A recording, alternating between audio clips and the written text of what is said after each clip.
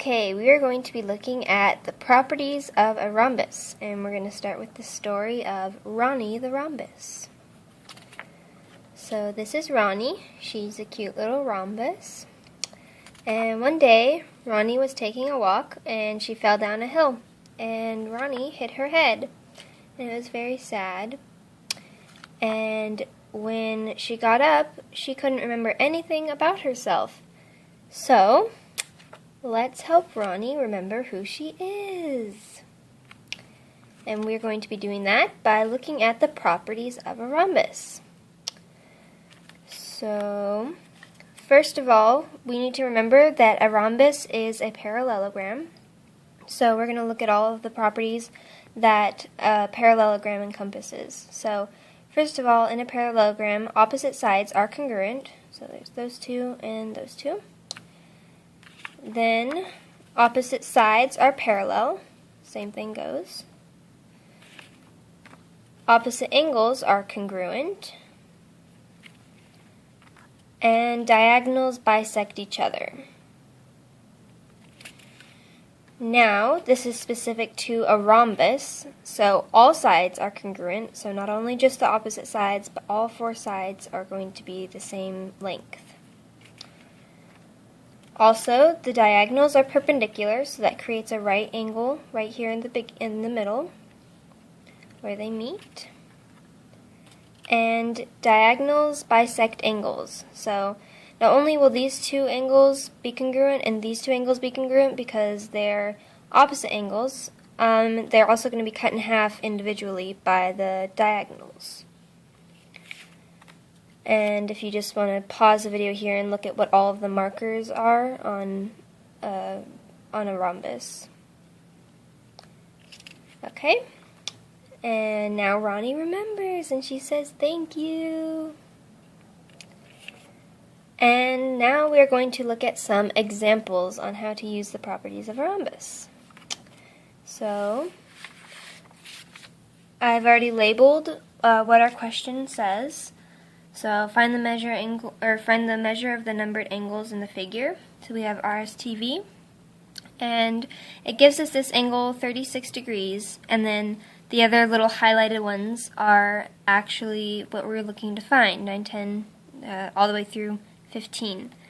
So we know this is 36, and since this is a rhombus, diagonals bisect angles, so therefore this measure of angle 9 is also going to be 36 degrees. Then, if you go across from the angles, we know that because it's a parallelogram, opposite angles are congruent, so they're 12 and 13 are also going to be 36. So 12 is 36, 13, 36. Next, I want to look at angle 10. We know that diagonals are perpendicular, and so that creates a right angle right here at angle 10, so that'll be 90 degrees. And then we know that all of these are going to be 90 degrees. So this is 90 here. And we remember this is 36. And there are a total of 180 degrees in a triangle. So you take 180 and subtract these two. And you're left with a measure of angle 14 as 54. And just like we did earlier, opposite angles are congruent. So 11 and 15 will also be 54 degrees. Next, we have fish is a rhombus, and they want us to find the measure of FTI. Oh, sorry, I didn't measure. FISH. Okay, so that, and this is T here in the middle. So FTI,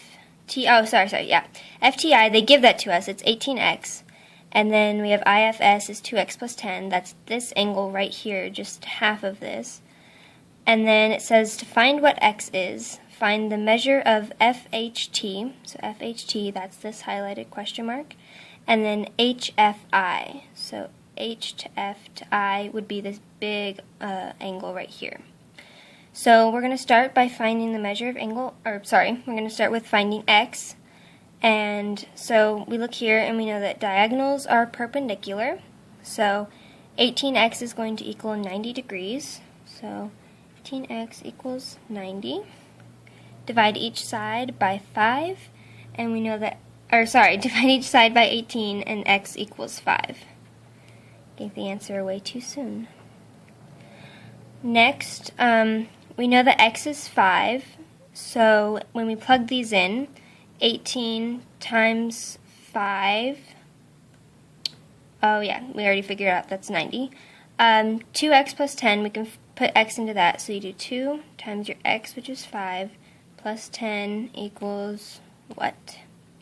2 times 5 is 10, plus 10, that equals 20 degrees. So this angle right here is going to be 20 degrees, and because diagonals bisect angles, that means this is also 20 degrees, but it asks for this whole angle, so 20 plus 20 is 40 degrees. So that is HFI. HFI, 40 degrees. Now, again, we know that this is 20, this is going to be 90, 180 degrees in a triangle, 180 minus 20 minus 90, and you're left with a measure of angle FHT as 70 degrees. So thanks for watching the properties of a rhombus.